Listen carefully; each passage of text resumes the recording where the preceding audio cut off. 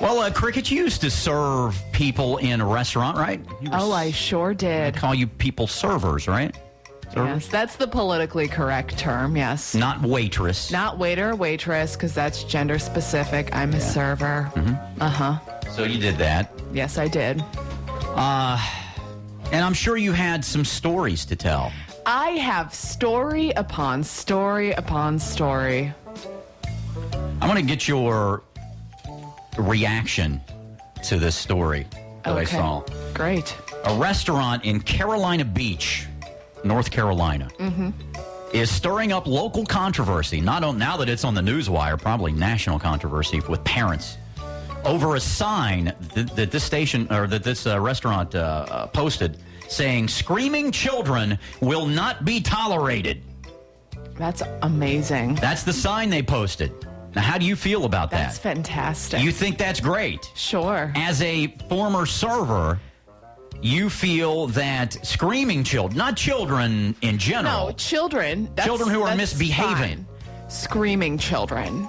And I don't care if it's an infant or a toddler or a 12-year-old. I don't care what the age of this child is. Get it out of the restaurant. Take it outside. Take it outside. Okay, now here's the thing. People might say, well, that's not fair. They're not saying that you can't bring kids in. You can bring kids in. And you can't control, a lot of times, if your kid starts screaming, you can't control your kid screaming. However, everyone will agree.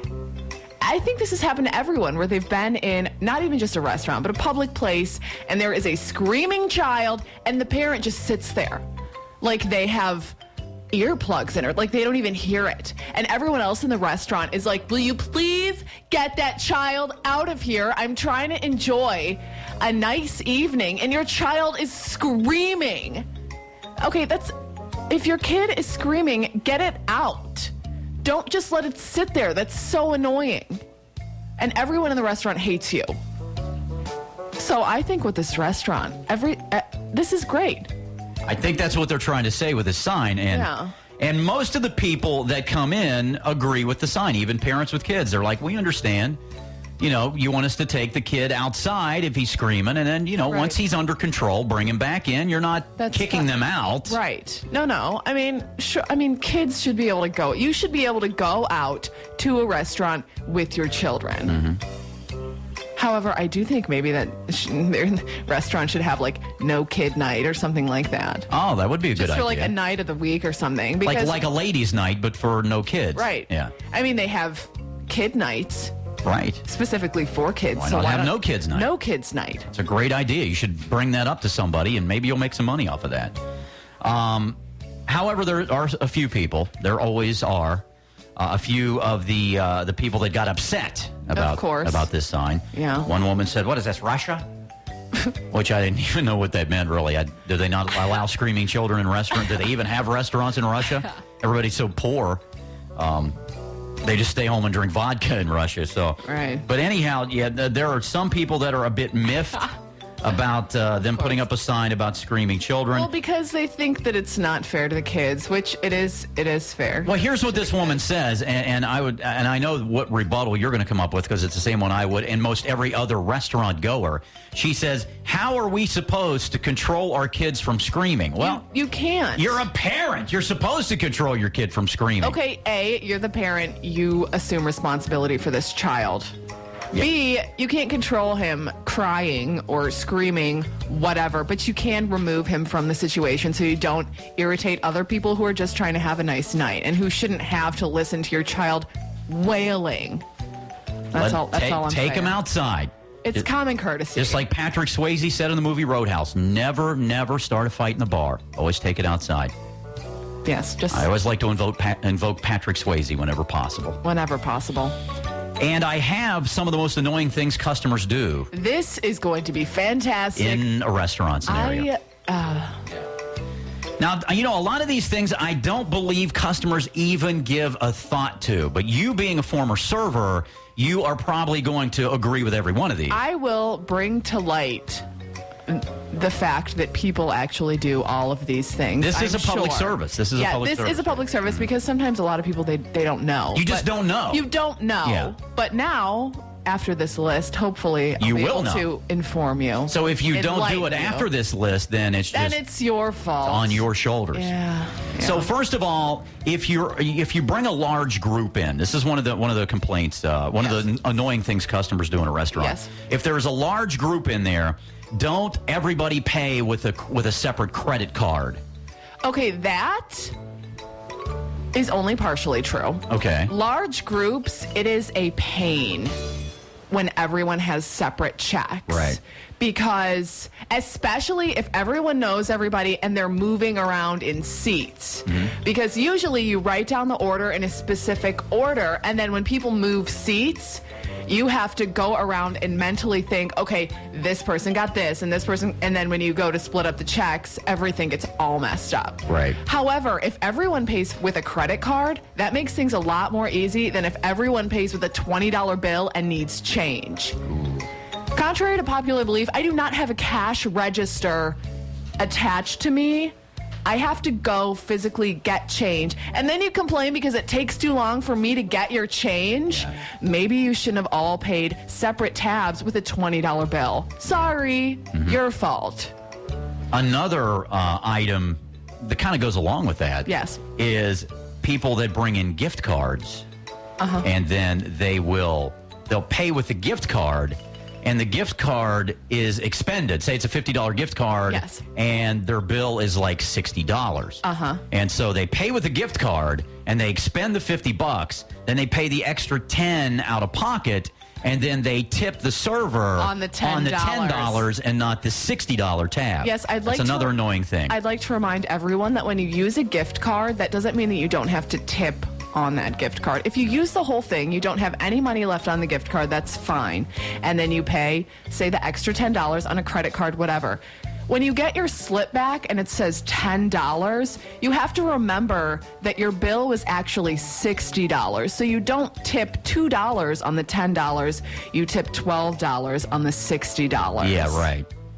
But that's That's a common problem that people have. Drives me bonkers. is the gift card thing. Yeah. Because people do that all the time. And I think a lot of times people don't think about it. They're like, oh, $10. Yeah. I tipped $2. No, because your bill was $60 and you just gypped me $10. Well, let's talk tips. Yes. What is the appropriate gratuity percentage on a tip? I found that it differs regionally Okay. how people tip. Not what you should tip, but how they do tip. There's not a hard line straight across the board percentage. It should be. If you get good service, and I'm not saying you shouldn't tip on performance because you should.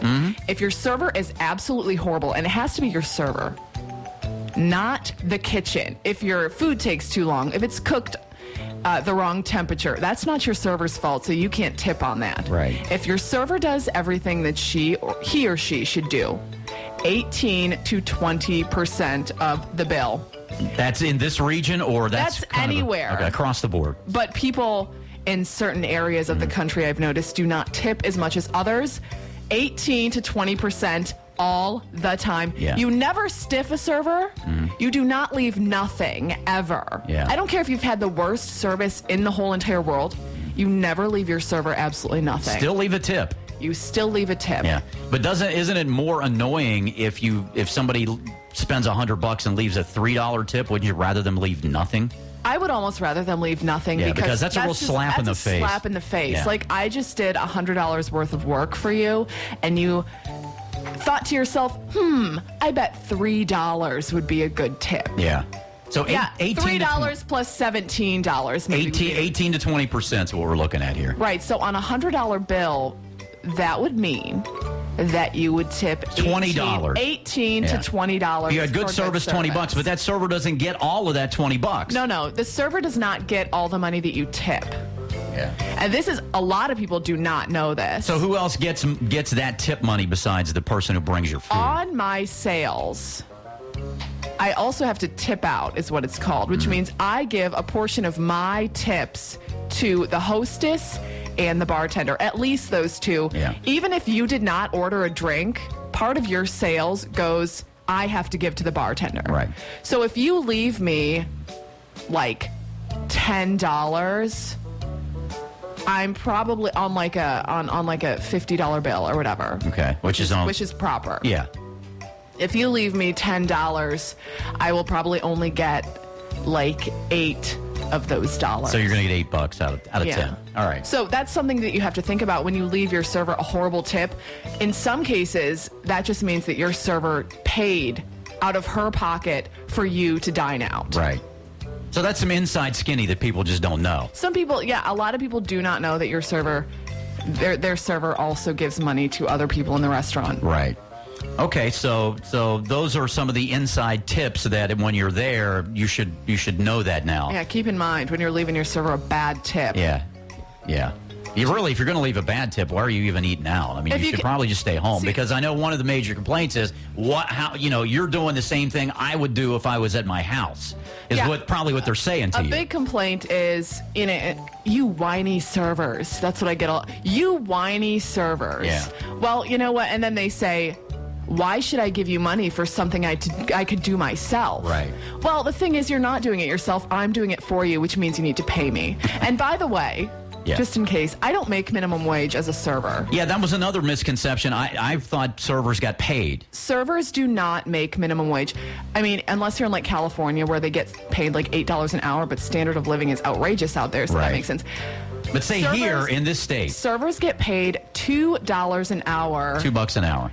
That's sweatshop wages. Before taxes. Yeah. So when I was a server, I didn't get a paycheck. My paycheck said 000 void void void. So you had nothing on a paycheck. So you're basically living on tips. Exactly. If you don't tip me, I don't make money. Yeah. That's another very startling fact that I did not know. Here is one of the other major annoyances, according to this restaurant website, that customers do, is when a server comes to the table, you ignore them completely while they stand there and wait for you to do your order. They just don't even acknowledge your existence. Is that a problem? The table doesn't acknowledge Nobody at the table acknowledges your existence. You're trying to tell them things, and they're just not even listening. When you come out to eat, it's cool that you're with friends, you're with family, you need to catch up, whatever, but you are at the restaurant to eat. So when I approach the table, please stop your conversation, and this goes the same if you're on like a cell phone. Right. Stop your conversation. When I am trying to address the table, you need to give me your attention so that I can provide you with the best service possible. I'm trying to get your drink orders. I'm trying to get whatever you need, and I can't do that if you're completely ignoring me and pretending like I'm not even there. Please just acknowledge my presence and give me your attention for like 2 seconds while I get your order. So that's another big annoyance. But this one is apparently the biggest one, and it to me seems like the least impacting, and that is... We'll see about that. If you steal the server's pen, is that a big deal? Pen stealing is very irritating. It is, really? It's really annoying because it doesn't seem like a big deal. It doesn't really. But I would think the tip thing would be way bigger than stealing my pen. I mean, it is. Just taking a server's pen is just annoying. It's just annoying. Yeah. It's kind of icing on the cake when you go to reach in your pocket and like the company doesn't provide me with pens. Okay, I have to go buy. You bring them from home? Right, yeah. Really? Like, you wonder why, like, you get all these scummy pens. Like, you're like, ew, look at this pen. It's so greasy. Yeah, because everyone else steals my good pens. So I have to give you, like, the random pens with, like, the prescription labeled. You know what I mean? Yeah, or, like, advertising a church or a business or whatever. And they're like, wow, this pen's gross. Yeah, well, that's because everyone else stole my pen. I had no idea because the last time I went to eat out, I don't usually do that, but I kept the pen. People will take pens all the time. Like it's some sort of treasure. It was from a gynecology department, and I was like, ooh, I wonder my meal tasted weird. It was kind of weird. So bottom line, tip your server and don't steal my pens.